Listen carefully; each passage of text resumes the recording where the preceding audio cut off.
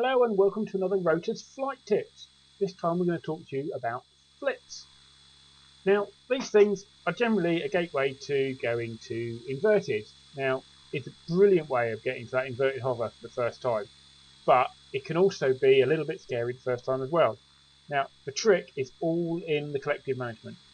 You don't want to be using too much collective and at the wrong time, especially, obviously, needless to say.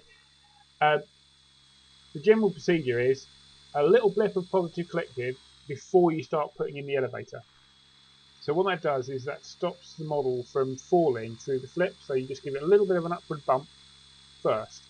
So a little bit of upward bump, push in the elevator, and then as you come forward, as the nose goes down, you're coming off the collective to mid-stick pretty quickly. If you're not quick enough, then the model will start moving away, and if you're too quick, it will start coming towards yourself. And then as you get towards full inverted, but not too early, you're pretty much waiting until it is actually inverted before you then pull the negative pitch in. Again, if you're putting in the negative collective too quickly, it will then start travelling towards you, which is definitely a bit scary. So yeah, that's basically the first little bit of it. That's how you get to inverted. And then coming out is exactly the same, but in reverse. So a bump of negative to give it an upward push, and then off the collective as it goes through the tail down. And again, wait until it's level before you go back on the collective again. So there's the basics. Now, I just want to stress this whole collective timing thing, because it can get, if you do get it wrong, then you can have a model that is pointing at you, moving pretty quickly, relatively low height. Just be careful, guys, because it can be a bit scary. Definitely, you want to wait as long as you can to get that negative pitch in until it's properly inverted. You're better to lose a foot than have it travelling towards yourself. So there's that.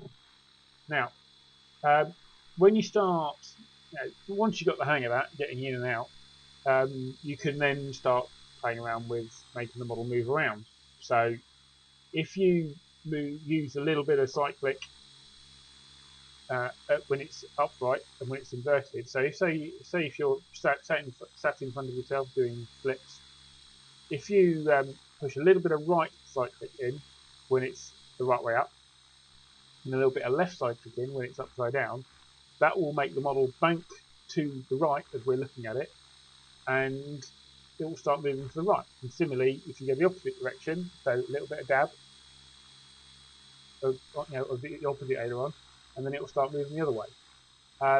If you push the collective in a little bit earlier, it will move the model away from yourself, and if you pull it in a little bit later, it will come back to yourself. So, and also, if you push a lot of collective in, you can make it climb and fall. It's all about the timing of the collective to make the model move, and cyclic to make the model move where you want it to go.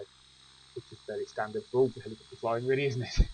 And that's pretty much it. There's not a lot to it. But as I say, the key factor is, for those initial stages of keeping the model still, is to make sure that you don't pull that collective in too early and give it a little bit of a bump to stop it from falling through the nose down position when it's not producing any lift.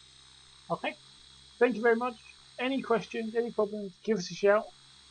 Always open to comments and suggestions on if you've got any suggestions for other videos that you want us to do, give us a message. Thank you very much. Goodbye.